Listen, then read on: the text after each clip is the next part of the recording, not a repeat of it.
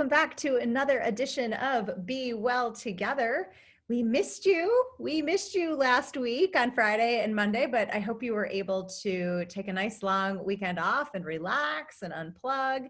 And yet here we are again, and we are back in the grind.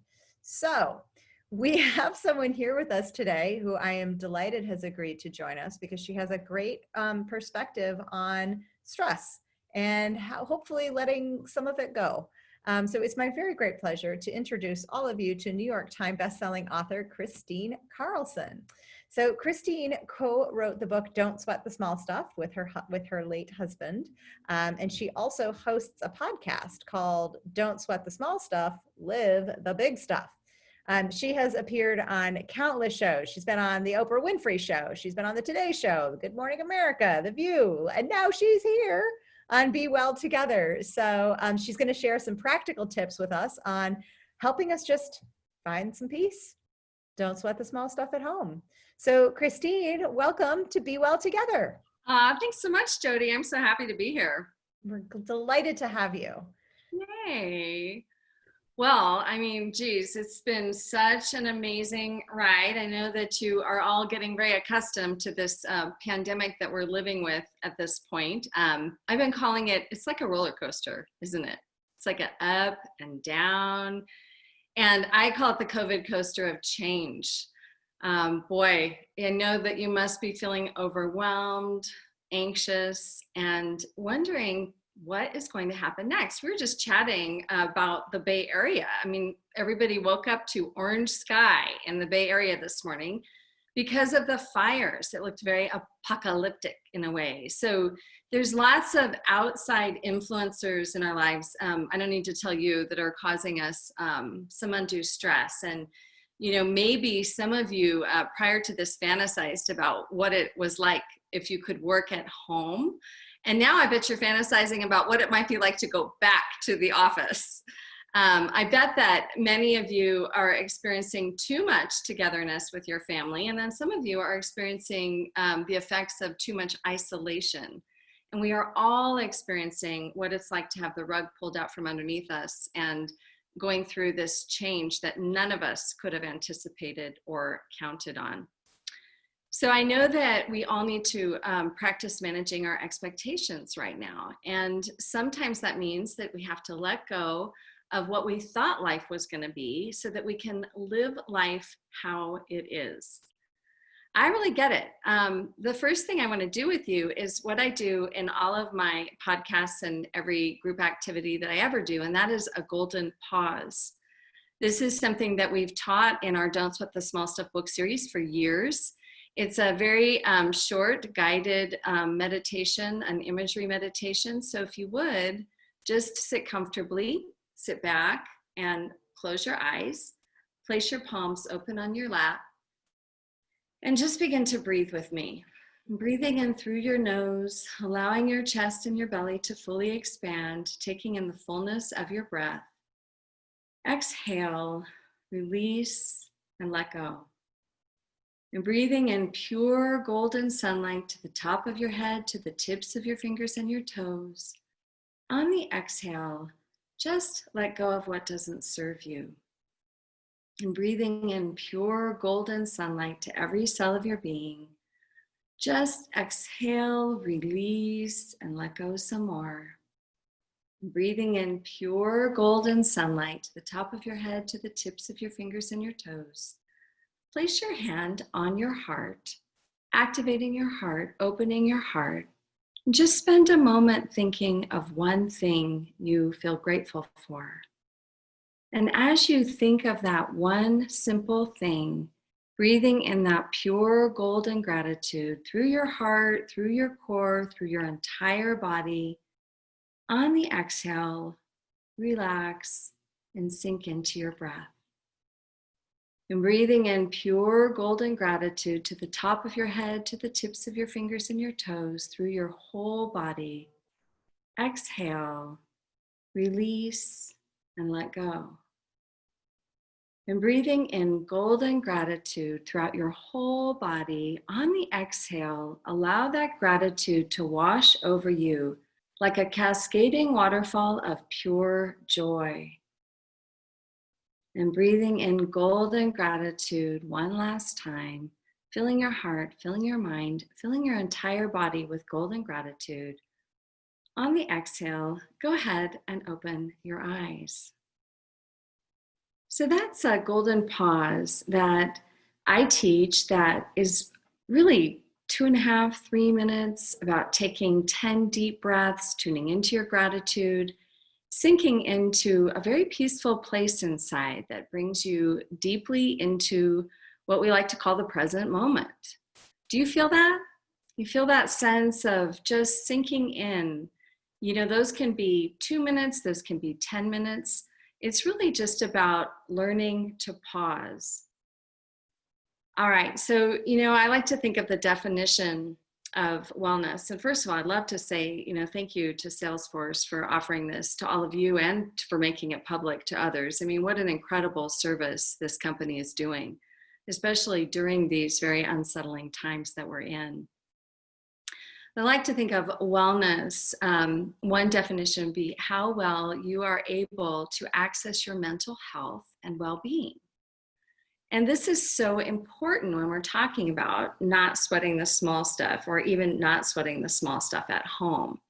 Because really, this golden pause and being able to pause before you react to life, those knee-jerk reactions that we do, those things that you do when your kids say something or do something that's just driving you nuts, or you're in traffic and somebody cuts you off, those reactions that we can all relate to. What we want to do is learn how to respond with kindness, to respond with compassion, to be able to step back from a moment and reflect for just a split second, enough to calm down, get into that peaceful place so that we aren't reacting. So we're not flying off at our kids. We're not yelling. We're not doing all the things that are probably pretty prominent in households right now, just because everyone is just way too much together. I can only imagine. I mean, I have never been so grateful to not have children growing up at home as I am right now for this reason alone. I just can't even imagine. Parenting is a hard enough job, but much less having to do it with everyone at home on top of each other all the time. I know my daughter Jazz has 5 kids, and she just had them all out of the house for the first time in 7 months yesterday. It was a big celebration day for she and her husband. Both essential workers, doing homeschooling, saying, I remember back at the beginning of the pandemic, she goes, "Mom, this is my worst nightmare, to have my whole family home without having any place to go." Really. So you can think of that golden pause, or just anything you do to increase your mental health and well-being, as self-care for your mind. I mean, we all know what self-care is, but how many of us really take care of our minds? And this is where we really are most apt to gain a healthy perspective, is if we can learn about how to access our mental state of well-being, our health, in situations that are anything but calling that out in us. We're having so many circumstances these days that are really testing us, really testing our ability to stay and keep a healthy perspective.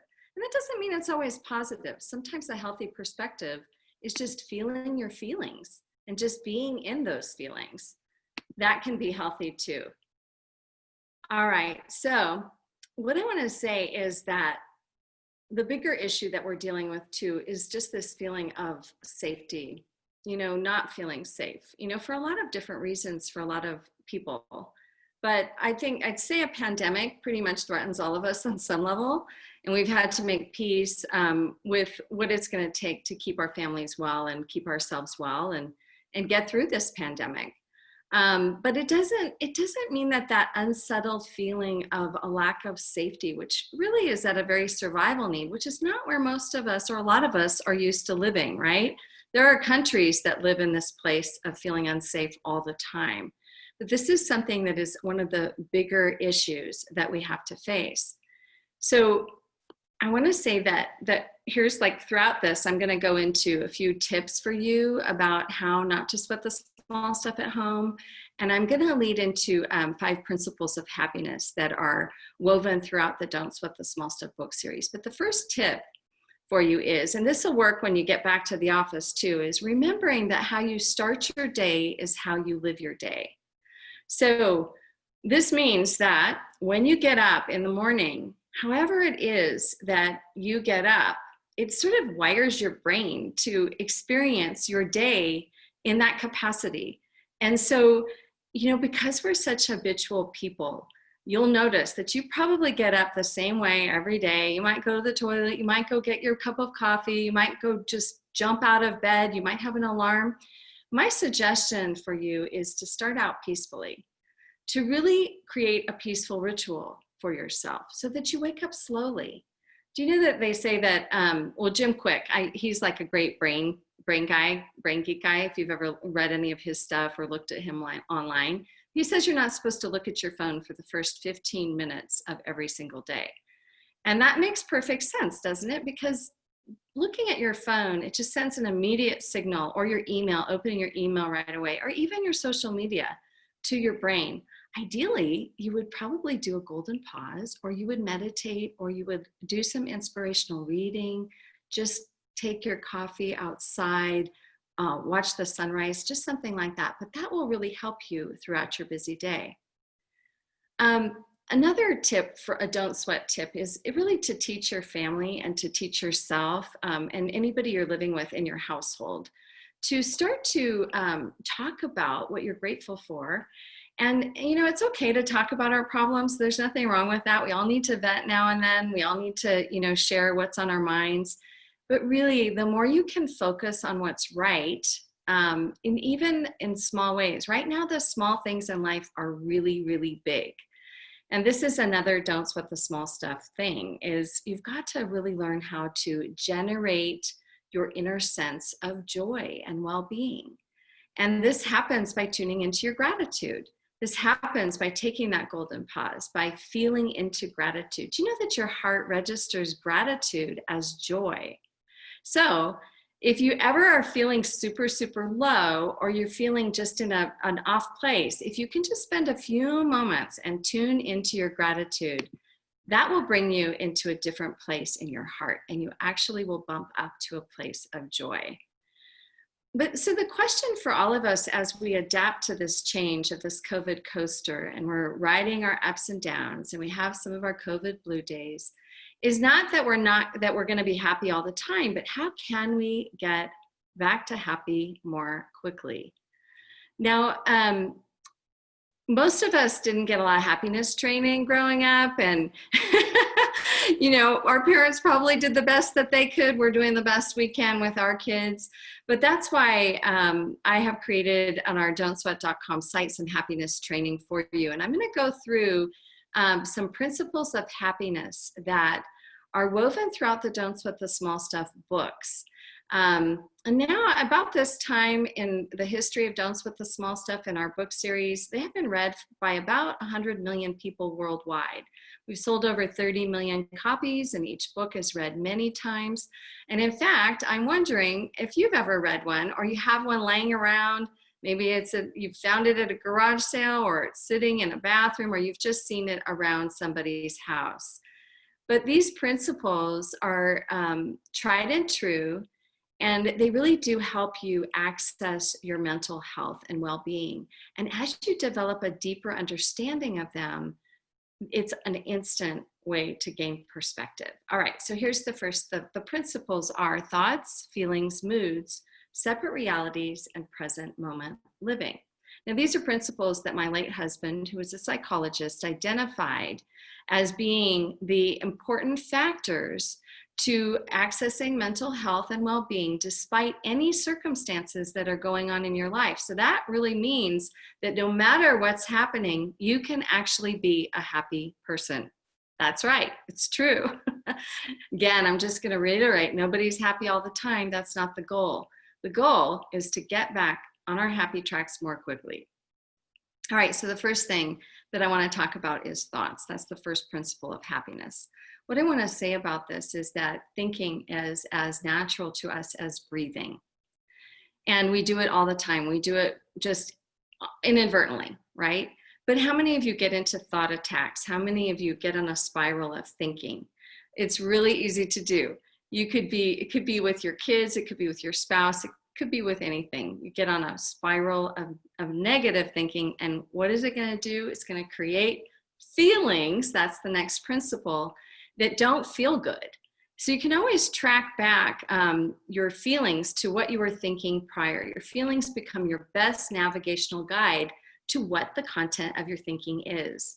That's really important because you can't choose to change a thought that's already happened, but you can change the trajectory of your thinking, which will automatically make you feel better. Now we have moods. Does anybody not have moods? Okay, so quickly what I'm going to say about moods is, when do you think most married people talk about their problems? In a high mood or a low mood? Well, most married people talk about their problems in a low mood. When do you think you should talk about your problems? In a higher mood. Why? Because life looks vastly different in a high mood than it does in a low mood. If you ever want to get something, this is kind of a bad thing to say, but if you ever want to get something from your spouse, be sure and check in with them about where their mood is before you go and you launch onto anything that they might not agree with you. All right. Now, separate realities it really is about looking at life through our own unique lens. Now, this is built on belief system. This is built on so many things. But the big point of this is that we can have a lot of compassion in our communication for somebody else if we realize that people are really living from their own worldview. And even your children, when you're dealing with your children, if you can remember how innocent they are. I mean, as parents, I know I was like this too. I just thought my kids have to see it my way. That's just it. They have to see it my way. But when I did put myself in their shoes and realize where they were really coming from and how they were viewing the world, that made all the difference in how our communication went. The last thing I want to talk about is present moment living. This is the coup de grace of our experience. This is when you sink into your body, into your breath, and you're living in a place where the ordinary moments become extraordinary. You notice the nuances of life. You're present with your children. You're not distracted. This is a lifetime practice. And that's why it's been part of Buddhism. It's part of mindfulness. It's part of so many practices. You have to practice it all the time. Now, this is a little bit like speed dating. I'm going through these really, really quick, but I want to share with you to end a story about present moment living.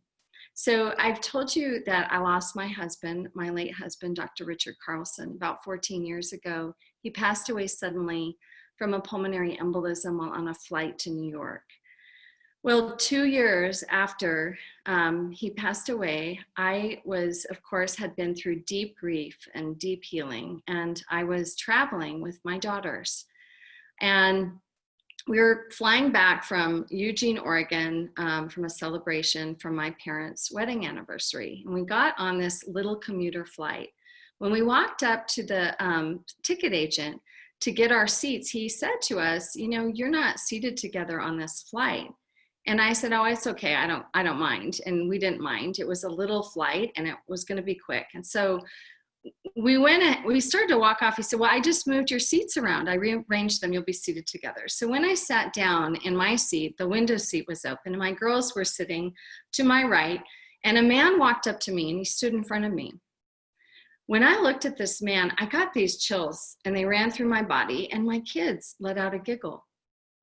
And when he sat down, I had this very strong feeling of that I need to talk to this man, really strong. But he pulled his laptop out and he was busy, so I let him settle into his flight. And I said, I'm not going to disturb him, in my mind, I'm saying this. But on the descent of the flight, he put his laptop away. And I said to him, is this a work day for you? And he said, oh yeah, I'm sorry, I would have loved to chat. And I said, and he says, is it a work day for you? And I said, as a matter of fact, every day is kind of a work day. I'm a writer, so any day could be a potential work day. And he said, oh, well, have you been published? Is it anything I might have heard of? And I said, well, you might be familiar with my late husband's work, Dr. Richard Carlson. He wrote Don't Sweat the Small Stuff. And the man really looked visibly shocked. He looked really shocked, and he'd even lost a little color. And I said, what, did you know him? And he just shook his head, and he still looked very visibly shocked. And I said, what? And he said, well, did your husband die on a flight to JFK a little over 2 years ago? And I said, yeah, why? How did you know that? And he said, because I was seated directly behind him on that flight. I was the first to assist. I helped lift his body out of his seat. And I always wanted to tell you he died very peacefully. And I mean, can you imagine? I just gasped and I burst into tears. And what that man didn't know was that my deepest prayer was to talk to somebody who had been on that flight, because I hadn't been there. It was the biggest pivot toward healing that I could have ever received. And it was so divinely orchestrated and so magical. And it happened because I didn't miss the nuance of the present moment. I know that was so quick, and I'm so sorry to end here, but I know I need to get back to Jody, because in case you have any questions, and I know you're probably just like, your heart is pitter-pattering. Oh my gosh, I have to say, we've done a lot of these episodes, and you don't really find me at a loss for questions. That story is amazing. Amazing. And I am just so grateful that you had that opportunity to be able to really plug into that and be able to begin a different course of healing for yourself. What a gift.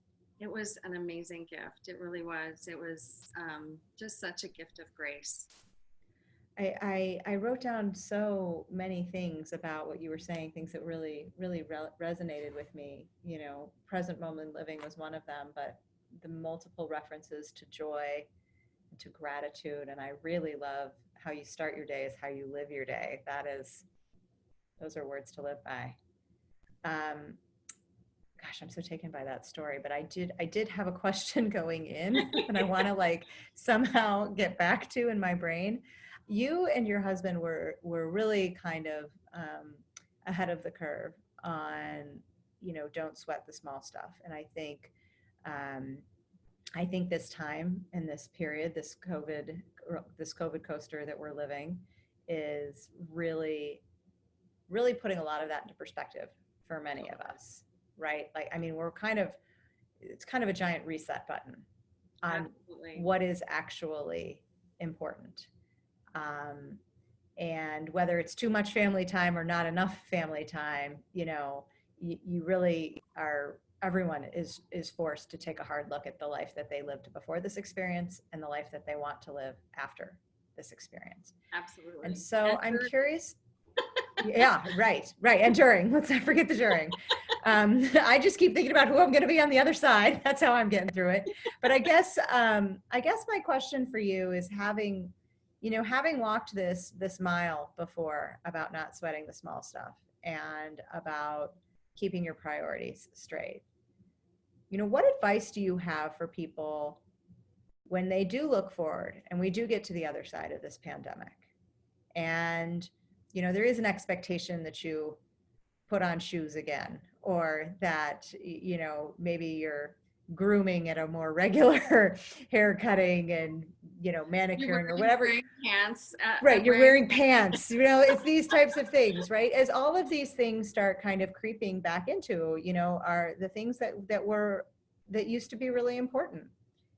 And that frankly, we're creating a lot of busyness and maybe a lot of distraction from what is really important. Like, what advice would you have for people to try to stay centered and try to differentiate between the small stuff and the big stuff, and to, take the good parts of what people have learned through this experience and not just have that all get swept away? Well, that's a great point, Jody. And the truth is we all go through stuff that changes us every single day. I mean, certainly I'm a different woman after going through the loss that I've been through. than I was prior to that loss. And we will be changed people after this pandemic, because it's enough time that has passed where we will implement new habits and new structures and new ways to bond together, new ways to get through this, new ways to communicate. And I would just say, take the best of what you've learned and hold on to it. You know, hold on to the good parts that you've created with, you know, the people that you've created them with. Don't let go of those things. I know for me, it was a huge reset too. I mean, they say that introverts were just sort of like, yay, pandemic. And extroverts were like withering roses, you know, and I guess I'm somewhere in between. I think for me, it was just a huge reset in my busyness. I was doing a lot of travel, leading a lot of retreats. And it was kind of like, wow, I didn't realize how fatigued I had gotten from life itself. And so it was very restful for me. For the people who have their, you know, families at home with them, you know, there's going to be some benefits to this that are going to be far reaching for your family that you never would have had the opportunity to experience. And I'm hoping that, you know, most people are experiencing some of those positive things. I know there's an awful lot of you know, it kind of depends on, you know, where you were when this hit, you know, like what kind of habits did you have in place? And I know so many people might have began to eat their feelings in the beginning, or bake their feelings, or cook more, or be an obsessive exerciser, or, you know, or cleaning everything. You know, I mean, I had a friend, she just cleaned everything, you know, even every table outside, everything was just completely organized. And, you know, you have to have a strategy for life. And I think the strategy going back into life is to keep the things that really work. And, you know, whether that's just the simplifying of life, which is so powerful. You know, third world countries are often noted as being the most grateful countries. And they don't have all the materialism. Some of them don't even have running water or full electricity, and yet they have more gratitude. And so I think we can learn from that this is a time that we're living in that forces us to slow down. One of my favorite Richard Carlson quotes is, if you slow down long enough, happiness might just catch up to you. Oh my gosh, that's beautiful. That is really, really beautiful. Well, this has been an absolute joy. Thank you. I know that you wanted to offer our viewers a gift. Do we want to pull up that slide so that people can see Yeah, that? We're absolutely. very grateful for this offer. It's the golden pause. It's the golden pause. Yeah, so if you just go to that URL, I think they'll be posting it for you too, but if you go to that URL, there'll be a golden pause download that you can sign up for. And I hope that you really enjoy that. I hope it helps you start your day off right. And, you know, and just remember, you can always just touch your heart, take a deep breath, and you'll find that place if you practice going there. So life is a practice. You got to live it and practice it. You have to practice it the way you want to live it. Amazing. Amazing. Thank you. Thank Thank you you. so much, Kristine. This has been a real treat and just a lovely way to wrap up this day. So I will put my hand on my heart and I will take a moment to express my gratitude to you, Thank and you. to all of you. Thank you for tuning in. Thank you for giving yourself this little gift today. And we will look forward to seeing you again on our next show. Take care. Be well. Bye-bye.